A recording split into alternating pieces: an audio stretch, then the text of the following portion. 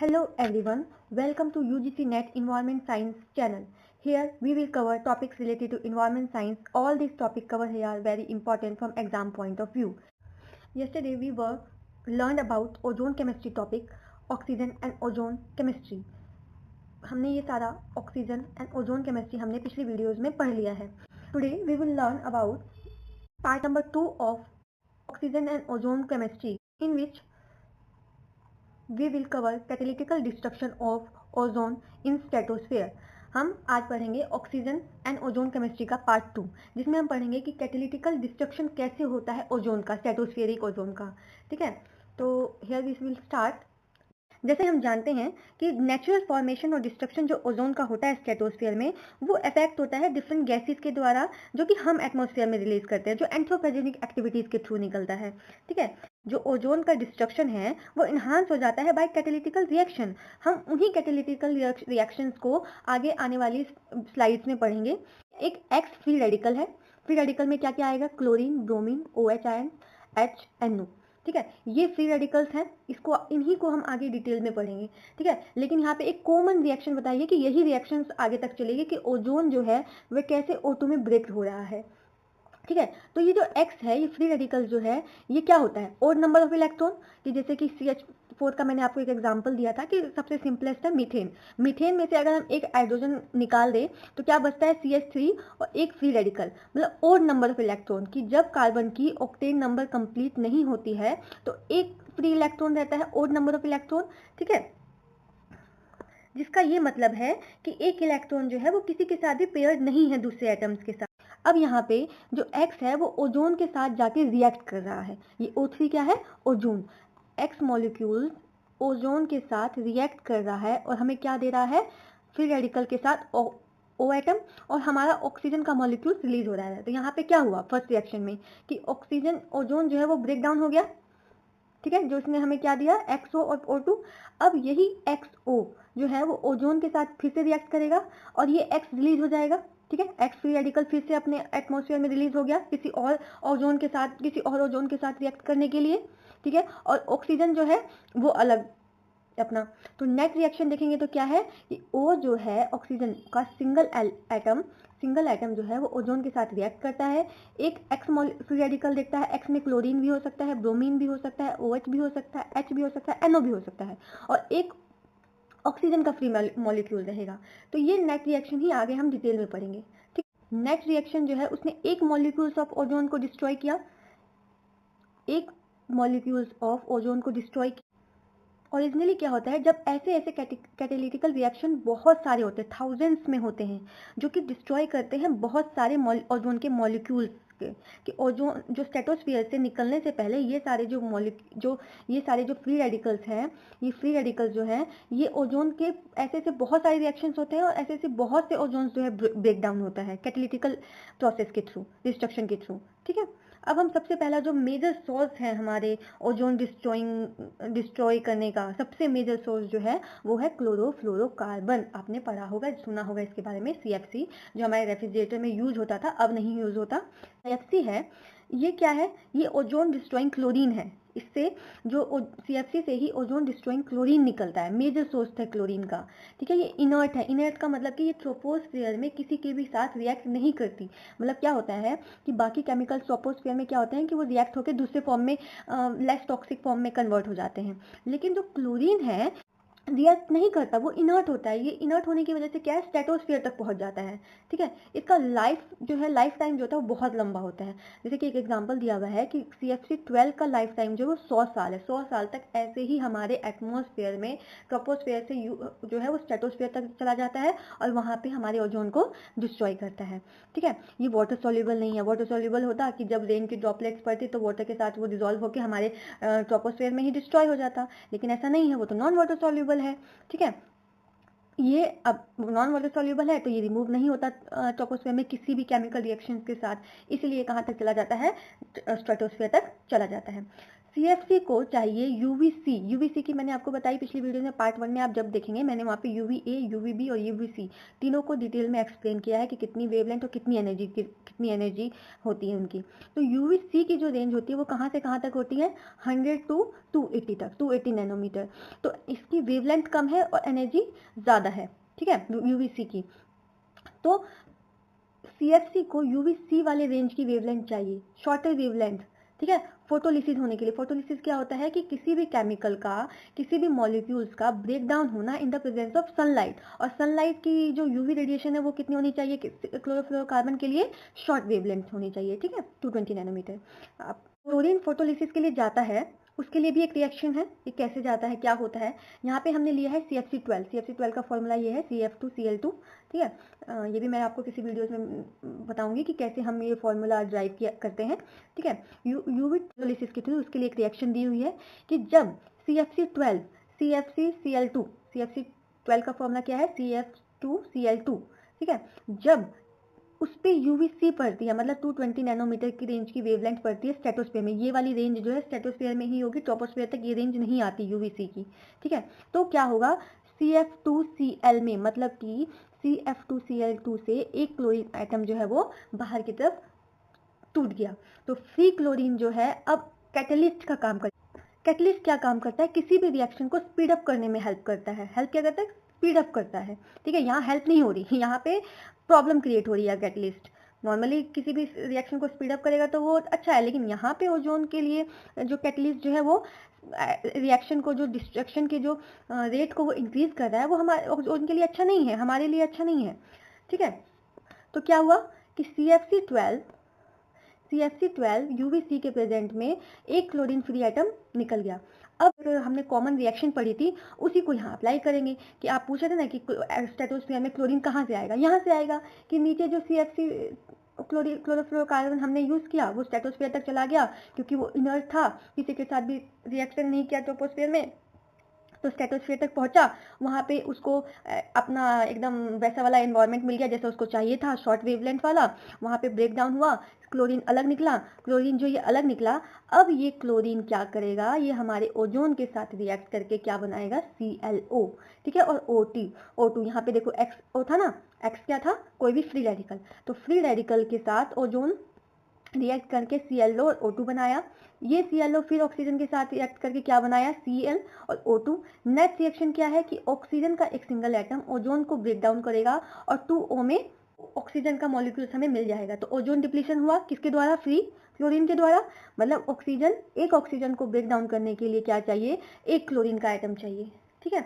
तो यहाँ पे क्या हो गया, ओजोन एक ऐसे बहुत सारे रिएक्शंस होते हैं जो कि कुछ ग्रीन हाउस गैसेज है जो कि स्ट्रेटोस्फीयर तक जाती है। ग्रीन हाउस गैसेज मतलब कौन कौन सी, जैसे मीथेन CH4 N2O, ये दोनों ग्रीन हाउस गैस है जो हमारे कहाँ तक जाती है, स्ट्रेटोस्फीयर तक जाती है। और CFC ग्रीन हाउस गैस नहीं है, ठीक है, ये भी स्ट्रेटोस्फीयर तक जाती है लेकिन ये ग्रीन हाउस गैस नहीं। ग्रीन हाउस गैस कौन सी है, N2 और CH4। लेकिन ये अब यहाँ पे मीथेन की बात होगी कि मीथेन जो है वो कैसे हमारे स्ट्रेटोस्फीयर तक जाके वहाँ पे क्या करता है, डिस्ट्रक्शन करता है कि फॉर्मेशन करता है, क्या करता है वो, ठीक है। तो यहाँ पे है कि अब अगर हम सोचे कि क्लोरीन को हम कैसे स्ट्रेटोस्फीयर से निकाल सकते हैं, स्ट्रेटोस्फीयर से हम उसको कैसे निकाल सकते हैं क्लोरीन को, तो सबसे है कि जो मीथेन ट्रोपोस्फीयर से स्ट्रेटोस्फीयर तक गया था, अब वो हमें हेल्प करेगा क्लोरीन को रिमूव करने के लिए। क्लोरीन अगर वहाँ पे होता, ठीक है, तो वो बहुत सारे ओजोन को डिस्ट्रॉय ही करता रहता, ठीक है। जितने क्लोरीन वहाँ पे होंगे उतना ज़्यादा ही ओजोन डिस्ट्रॉय होगा। लेकिन इवेंचुअली क्या होता है कि वो मीथेन के साथ रिएक्ट कर जाता है और वाटर सॉल्युबल बना लेता है।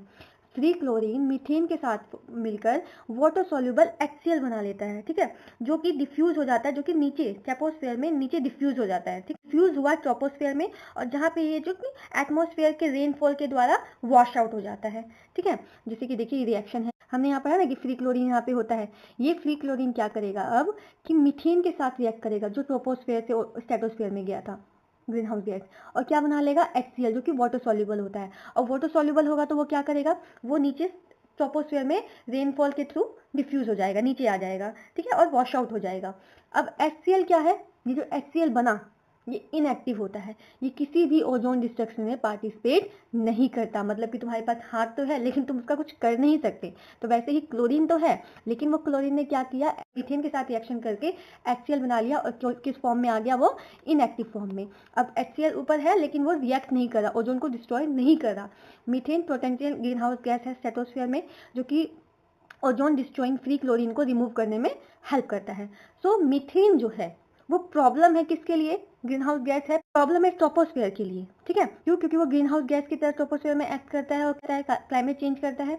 लेकिन जब वो स्ट्रेटोस्फेयर तक पहुंच जाएगा मीथेन, तो वहां पे क्या करेगा, वो एक सॉल्यूशन का काम करता है।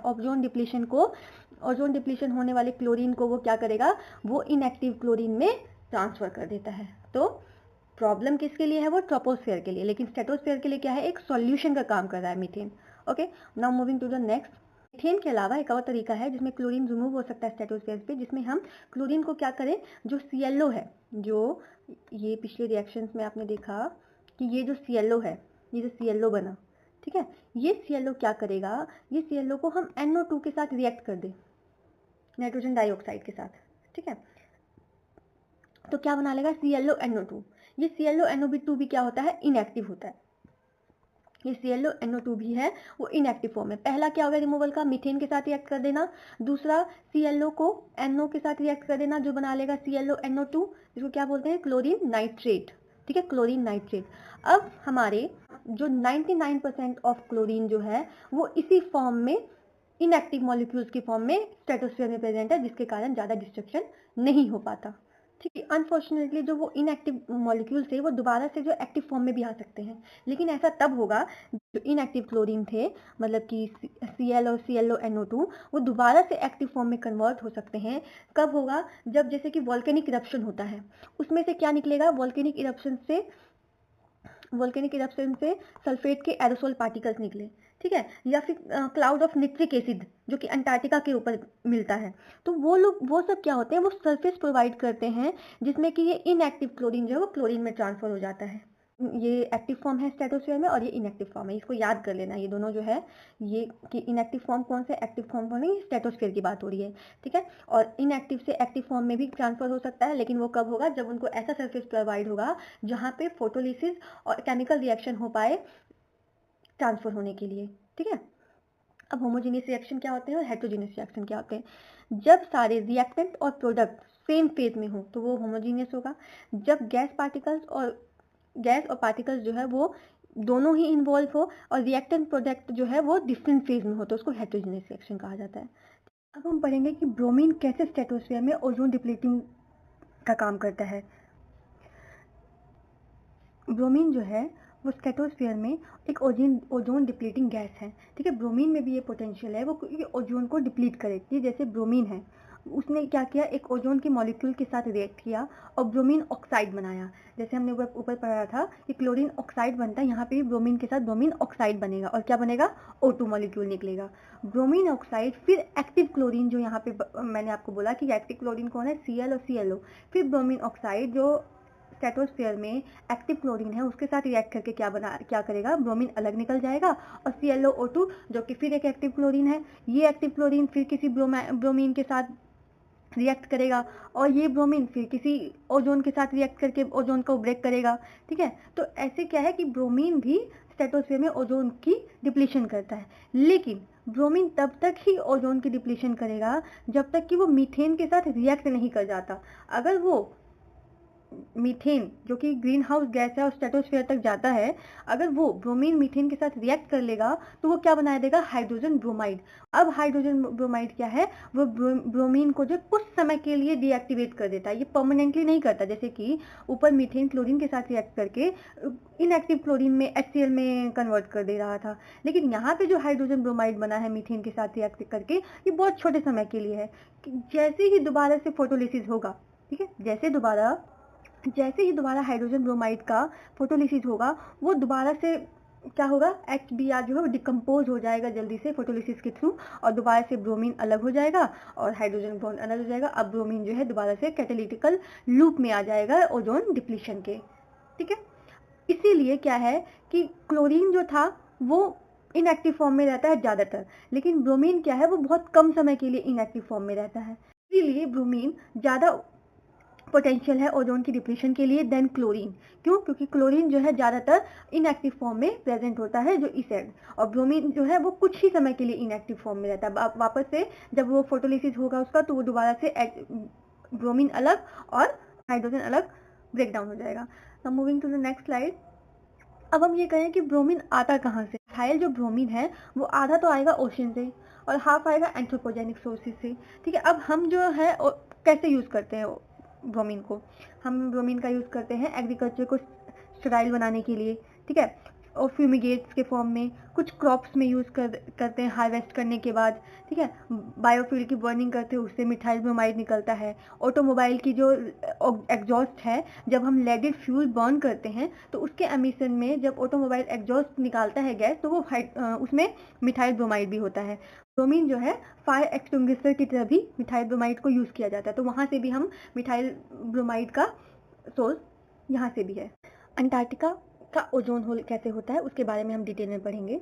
कि जैसे कि आप जानते हैं कि जो इनएक्टिव क्लोरीन है HCl और ClO जो है वो ओजोन की डिस्ट्रक्शन करती है, ठीक है।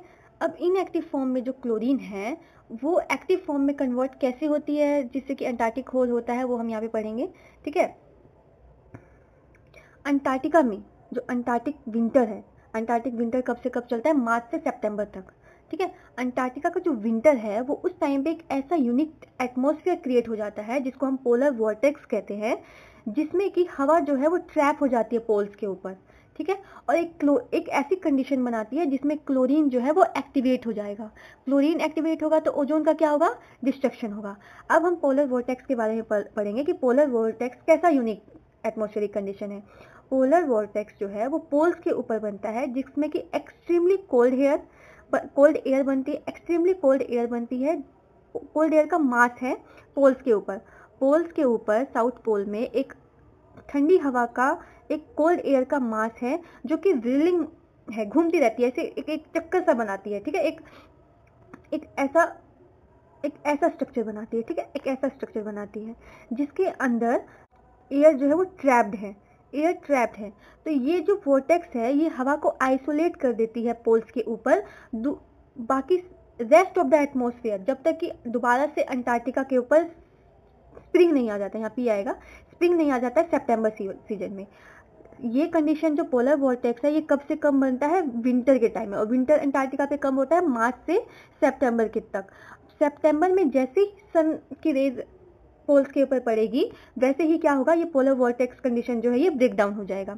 अब पोलर वॉर्टेक्स का जो टेम्परेचर है वो -90 डिग्री तक चला जाता है, जो कि इतना इनफ टेम्परेचर है जो पोलर स्ट्रेटोस्फेरिक क्लाउड बनाने के लिए चाहिए। पोलर स्ट्रेटोस्फेरिक क्लाउड जो है वो एयर जो है वो बहुत ड्राई होती है, ठीक है। पोलर स्ट्रेटोस्फेरिक क्लाउड है तो आइस क्रिस्टल होंगे।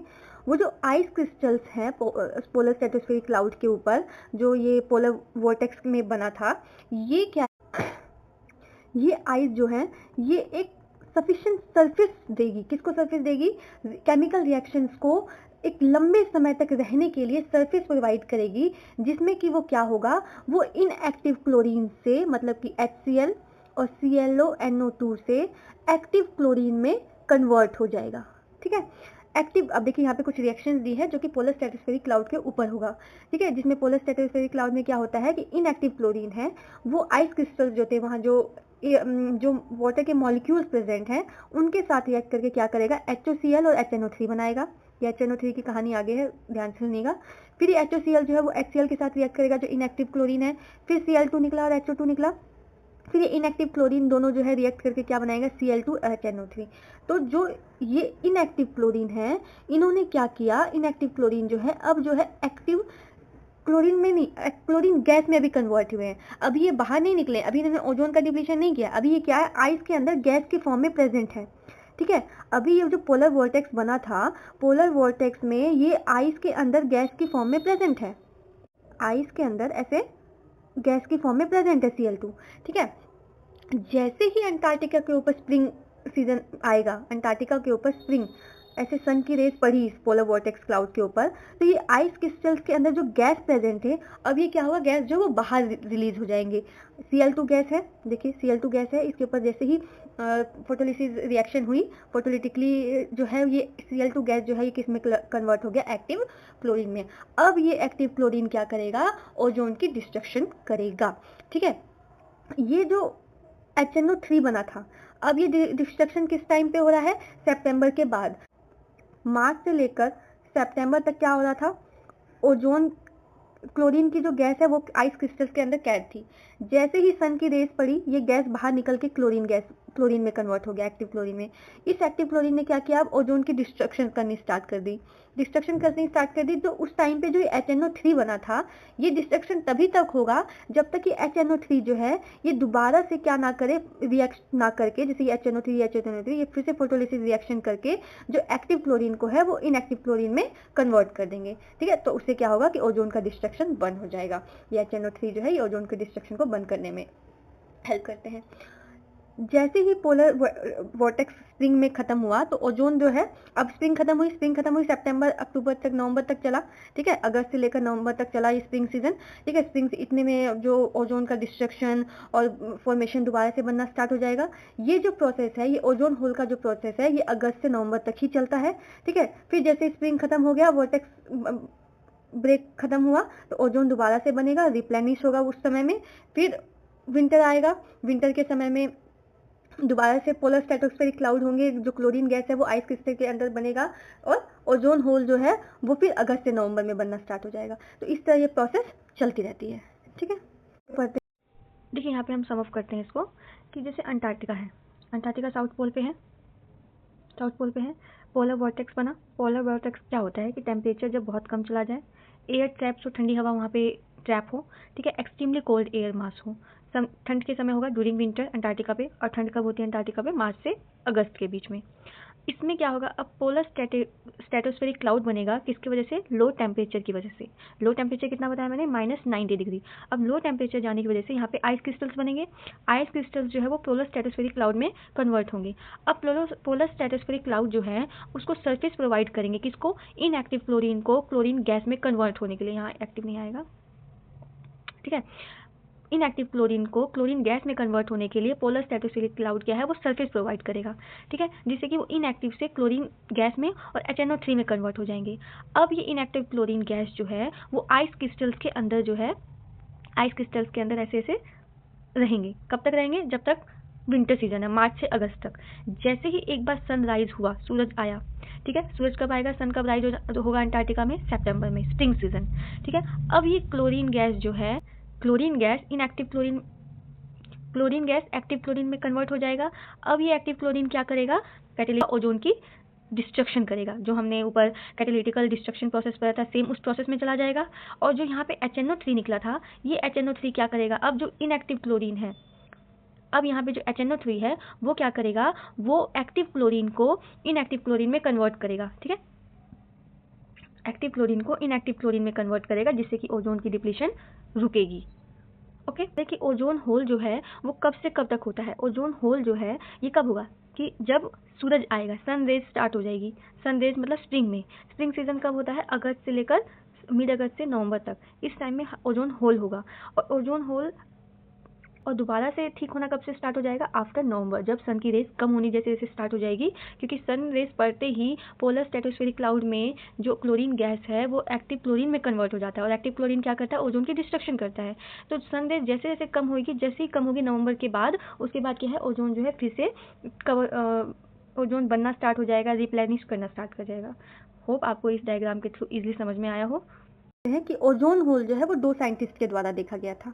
जो अंटार्कटिका पे ओजोन होल देखा गया था वो दो साइंटिस्ट के द्वारा देखा गया था, शेरवुड रॉलैंड और मारियो मोलेना, 1974 में। ठीक, अब हम बात करें कि Arctic does not have polar stratospheric cloud. Arctic के ऊपर पोलर स्ट्रेटोस्फेरिक क्लाउड क्यों नहीं होता, अंटार्कटिका के ऊपर ही क्यों होता है? क्योंकि जो स्ट्रेटोस्फेरिक टेम्परेचर है अंटार्कटिका के ऊपर वो बहुत कम है। जैसे जब आप पढ़ोगे ना जियोग्राफी में, तो जो नॉर्थ पोल में है ना, नॉर्थ पोल में लैंड और सी का जो सरफेस है, लैंड भी ज़्यादा है, सी सरफेस कम है, लैंड ज़्यादा है। और साउथ पोल में क्या है, सी सरफेस ज़्यादा है, लैंड कम है। ठीक है, ज़्यादातर सी है साउथ पोल में, और नॉर्थ पोल में लैंड सरफेस ज़्यादा है, ठीक है। तो जो अंटार्कटिका का जो टेम्परेचर है वो बहुत कम है, जो कि पोलर स्ट्रेटोस्फेरिक क्लाउड बनाने के लिए एक फेवरेबल कंडीशन है, जो कि हमें आर्कटिक पे नहीं मिलता। आर्कटिक पे उतना टेम्परेचर नहीं होता, -90 डिग्री तक जो चला जाए, ठीक है। और दूसरा रीज़न ये है कि लैंड और सी का जो कॉम्बिनेशन है वो आर्कटिक पे ज़्यादा है, जिससे कि जो आर्कटिक सर्कल का जो टेम्परेचर है वो वार्मर होता है एज कम्पेयर टू अंटार्कटिका पे। अंटार्कटिका पे क्या चाहिए, पोलर वॉर्टेक्स बनने के लिए क्या चाहिए, बहुत ही कम टेम्परेचर चाहिए, लेकिन आर्कटिक पे क्या होता है, टेम्परेचर ज़्यादा होता है ड्यू टू लैंड और ओशन का कॉम्बिनेशन के थ्रू। यही सब फैक्टर है जिससे कि आर्कटिक पे पोलर स्ट्रेटोस्फेरिक क्लाउड नहीं बनते, ठीक है। कहें कि फिर आर्कटिक पे ओजोन होल क्यों होता है, जब पोलर स्ट्रेटोस्फेरिक क्लाउड नहीं बनते तो आर्कटिक पे ओजोन होल क्यों होता है, क्योंकि less thickening of ozone hole किसके कारण देखा जाता है, ग्रीन हाउस गैस के कारण। हम जो नॉर्थ पोल पे आर्कटिक है, यहाँ पे क्या है, यहाँ पे लैंड ज़्यादा है तो मतलब ह्यूमंस ज़्यादा है तो यहाँ पे क्या है, ग्रीन हाउस गैस ज़्यादा है। ग्रीन हाउस गैस ज़्यादा होने की वजह से जो स्ट्रेटोस्फेरिक कूलिंग है, ठीक है, ग्रीन हाउस गैस जो है ज़्यादा होने की वजह से जो स्ट्रेटोस्फेरिक कूलिंग है वो बहुत ज़्यादा चला जाता है, स्ट्रेटोस्फेरिक कूलिंग होती है, जिससे आर्कटिक जो ओजोन होल बनता है, ठीक है। आर्कटिक पे जो ओजोन होल है वो ग्रीन हाउस गैस की वजह से, एंथ्रोपोजेनिक एक्टिविटीज़ की वजह से है। ग्रीन हाउस गैस के ज़्यादा होने की वजह से कि जो स्ट्रेटोस्फेरिक कूलिंग है वो ज़्यादा होती है, जिससे आर्कटिक होल बनता है। हो अगर आपको कोई भी प्रॉब्लम हो तो feel free to ask in comment box. Thank you so much. Please like, share and subscribe my video. Thank you so much.